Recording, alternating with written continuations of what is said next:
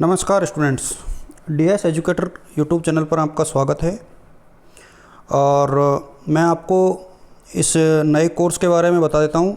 ये कोर्स बिल्कुल free of cost है और आपके लिए ये बेसिकली इकोनॉमिक्स के स्टूडेंट्स के लिए है और प्रतियोगी परीक्षाओं में भी ये इक्वली यूज़फुल रहेगा। ख़ास तौर पे इसको डिज़ाइन किया गया है कि इंडियन इकोनॉमी के जो ऑब्जेक्टिव क्वेश्चन हैं उनको सरल तरीके से आपके समक्ष लाया जाए और आपको बताया जाए कि इंडियन इकोनॉमी के प्रश्नों का समाधान कैसे किया जा सकता है, क्योंकि अधिकतर जो स्टूडेंट्स होते हैं वो भारतीय अर्थव्यवस्था वाले पोर्शन को स्किप कर देते हैं या छोड़ देते हैं। मैं आपको बता दूं कि ये जो कोर्स होगा वो बेहद यूज़फुल आपके लिए होने वाला है। ख़ास तौर पे यदि आप अर्थशास्त्र विषय के साथ यूजीसी नेट की एग्ज़ाम दे रहे हैं या स्कूल लेक्चर का एग्ज़ाम दे रहे हैं या कॉलेज लेक्चर का एग्ज़ाम दे रहे हैं। इसके अतिरिक्त आप लोग आरएएस और आईएएस का यदि पेपर देते हैं तो उसमें भारतीय अर्थव्यवस्था से संबंधित काफ़ी प्रश्न हैं वो होते हैं। मैं आपको बता दूं कि इसके अंतर्गत हम लोग टॉपिक वाइज चलेंगे, लेकिन जो पार्ट 1 है इसके अंतर्गत हम लोग स्वतंत्रता से पूर्व की स्थिति के ऊपर कुछ क्वेश्चंस कट पर डिस्कस करने वाले हैं और ये बहुत ज़्यादा नहीं है, सिर्फ 10 क्वेश्चन की छोटी स्लाइड है। इसके बाद मैं आपको बता दूं कि कल से टॉपिक वाइज हम लोग डेली कम से कम 20 से 25 क्वेश्चन है जो इंडियन इकोनॉमी के प्रैक्टिस किया करेंगे और मैं आपको उनकी डिटेल भी बताऊंगा साथ के साथ ही। वीडियो की एक ख़ास बात ये रहेगी कि मैं पहले आपको 10 क्वेश्चंस बताऊंगा और उसके बाद उनके आंसर। तो आप लोग सिर्फ क्वेश्चन देख करके छोड़ दो और आपको लगे कि सर आंसर नहीं बताएंगे, तो ऐसा नहीं है। आप लोग वीडियो को पूरा देखें और उसके बाद हम लोग क्वेश्चन के डिस्कस के ऊपर आते हैं। पहला क्वेश्चन है यहाँ पर, भारत में सबसे पहले राष्ट्रीय आय का अनुमान किसने लगाया था? आपके सामने ऑप्शन है फिंडलिस राज, BKRV राव, दादा भाई नौरोजी और PC महालनोबिस। तो सबसे पहले जो एस्टिमेशन लगाए थे नेशनल इनकम के वो किसने लगाए थे? तो आपको ये इसका आंसर देना है। अगला क्वेश्चन आप लोग देखें, स्वतंत्रता प्राप्ति के समय भारत की अर्थव्यवस्था की प्रमुख विशेषता थी। तो आपको ये देखना है कि उस टाइम पर कौन सी प्राइम फीचर थी इंडियन इकोनॉमी की। अंडर डेवलप्ड थी, अर्ध सामंती थी, स्टैगफ्लेशन की स्थिति में गतिहीन अवस्था थी या ऑल ऑफ अबव था। तो इसके बाद आप थर्ड क्वेश्चन की तरफ मूव कर रहे हैं हम लोग और थर्ड क्वेश्चन में आप देख रहे हो कि स्वतंत्रता प्राप्ति के समय भारत की जनसंख्या की विशेषता नहीं थी।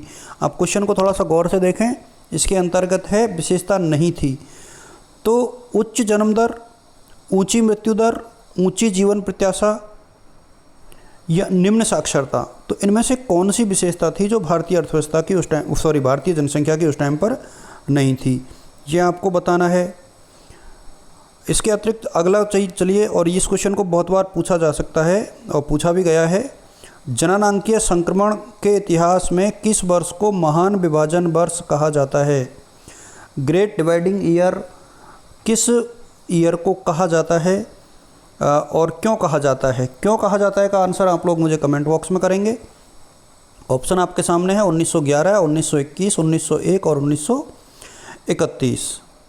इसके बाद 5वें क्वेश्चन के ऊपर हम लोग चलते हैं, धन के आर्थिक निष्कासन का सिद्धांत किसने दिया था? ऑप्शन हैं आपके सामने, Dadabhai Naoroji, JK Mehta, PC Mahalanobis, doctor Bhimrao Ambedkar. इसके बाद 7वां क्वेश्चन है, वर्ष 1947-48 में भारत की प्रति व्यक्ति आय में जो वृद्धि हुई थी वो कितनी थी? ऑप्शन आपके सामने 2%, 0.5%, 4% और 3%। नेक्स्ट आप बढ़ोगे क्वेश्चन नंबर 7 की तरफ। At the time of independence Bharat किस चीज़ का एक्सपोर्ट करता था, निर्यात करता था? प्राथमिक वस्तुओं का, प्राइमरी गुड्स का, विनिर्मित वस्तुओं का, मैन्युफैक्चरिंग गुड्स का, या दोनों का, वॉट्स का, या नन ऑफ द अबव। इसके बाद आप 8वें क्वेश्चन के ऊपर जाओगे तो इसमें यहाँ पर आप देख पाओगे कि इंडियन इकोनॉमी का जो नेचर है वो कैसा है, स्वरूप है वो कैसा है।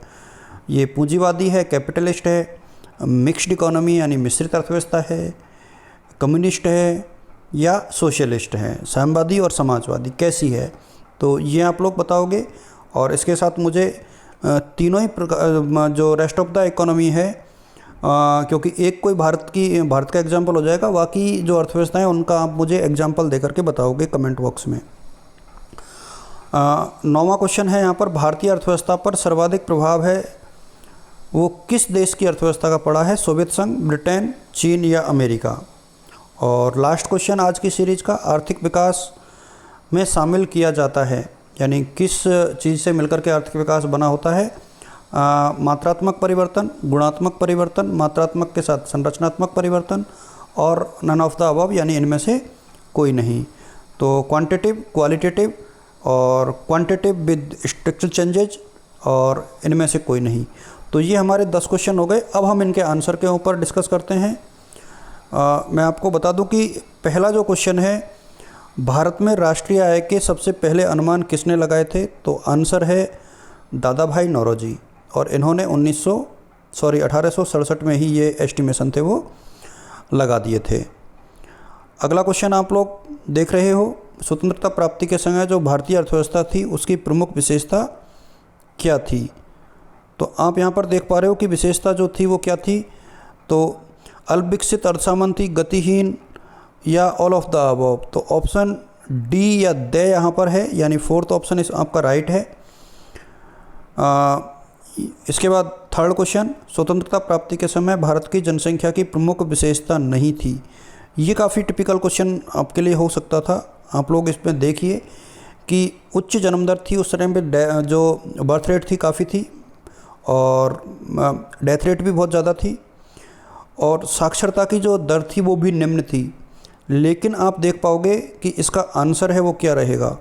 आंसर है से, यानी उच्च जीवन प्रत्याशा। मेडिकल फैसिलिटी उतनी अच्छी नहीं थी, इसलिए जो औसत आयु थी लोगों की जीवित रहने की वो कम थी। अगला क्वेश्चन है, जननांकीय संक्रमण यानी जो डेमोग्राफिक ट्रांसमिशन का जो काल रहा है उसके अंतर्गत किस ईयर को ग्रेट डिवाइडिंग ईयर कहा गया है? और ये भी काफ़ी अच्छा क्वेश्चन है और कई बार पूछा गया है एग्ज़ाम में। इसका आंसर यहाँ पर रहेगा 1921, क्योंकि ये एकमात्र ऐसा साल रहा है 1921 का जब भारत की जनसंख्या में कमी हुई थी। ये एक ऐसा दशक था 1911 से लेकर के 1921 के दरमियान का। धन के आर्थिक निष्कासन का सिद्धांत किसने दिया था?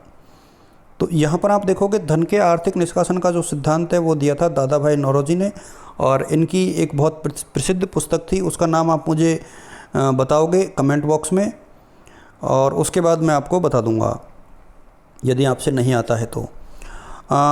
वर्ष 1947-48 में भारत की प्रति व्यक्ति आय में जो वृद्धि दर थी वो कितनी थी? तो ये बहुत कम थी उस टाइम पर, ओनली 0.5% थी, यानी 0.5% थी, यानी आधा %, बहुत कम थी ये। इसके बाद आप देखोगे कि 7वां क्वेश्चन, स्वतंत्रता प्राप्ति के समय भारत जो है किन वस्तुओं का निर्यात करता था? तो ऑब्वियसली उस टाइम पर सिर्फ एग्रीकल्चर का ही प्रोडक्शन होता था, तो इसलिए पहली स्वतंत्रता के टाइम पर भारत में जो सर्वाधिक निर्यात होता था वो प्राथमिक वस्तुओं का किया जाता था। अगला क्वेश्चन आप देखोगे कि भारतीय अर्थव्यवस्था का स्वरूप कैसा है? मेरे हिसाब में अधिकतर जो स्टूडेंट हैं वो इसका आंसर सोच लिया होगा और दे भी देंगे। तो इसका आंसर है वो मिश्रित अर्थव्यवस्था है, यानी भारतीय जो अर्थव्यवस्था है उसमें पूंजीवादी और समाजवादी दोनों ही अर्थव्यवस्थाओं की विशेषताएं पाई जाती हैं। इसके बाद भारतीय अर्थव्यवस्था पर सर्वाधिक प्रभाव किस अर्थव्यवस्था का पड़ा? भारतीय अर्थव्यवस्था पर जो सर्वाधिक प्रभाव है वो किस अर्थव्यवस्था का पड़ा? तो यहाँ पर मैं आपको बता दूं कि जो सर्वाधिक प्रभाव भारतीय अर्थव्यवस्था पर पड़ा है वो पड़ा है सोवियत संघ का, क्योंकि उस टाइम पे भारत के मित्र देशों में सोवियत संघ काफ़ी अग्रणी देश था और भारत का जो इकोनॉमिक प्लानिंग था, आर्थिक नियोजन था, वो भी इसी के ऊपर बेस्ड था। तो इसलिए अगला क्वेश्चन, आर्थिक विकास में किसे शामिल किया जाता है? इकोनॉमिक डेवलपमेंट में किसे शामिल किया जाता है? ध्यान रहे, इकोनॉमिक यदि ग्रोथ की बात की जाए, आर्थिक वृद्धि की, तो उसके अंतर्गत मात्रात्मक यानी क्वांटिटेटिव चेंजेस को शामिल करते हैं, लेकिन जब बात हो इकोनॉमिक डेवलपमेंट की तो इसके अंतर्गत मात्रात्मक परिवर्तन के साथ संरचनात्मक परिवर्तन यानी स्ट्रक्चरल जो चेंजेज हैं उनको भी शामिल किया जाता है। ऑप्शन सी या से इसमें आएगा। तो ये एक श्रृंखला थी हमारे आज के क्वेश्चंस की, और मैं आपको बता दूं कल का जो टॉपिक है वो हमारा आर्थिक नियोजन का रहेगा, इकोनॉमिक प्लानिंग का रहेगा, और बहुत बेहद महत्वपूर्ण टॉपिक है। उम्मीद है कि आप लोग उसका वेट करेंगे और कल शाम को 4 बजे तक आपके समक्ष उसका प्रीमियर चला दिया जाएगा। तो तब तक के लिए ऑल द बेस्ट। आप लोग पढ़ते रहें और घरों पे रहें, सुरक्षित रहें। Thank you so much.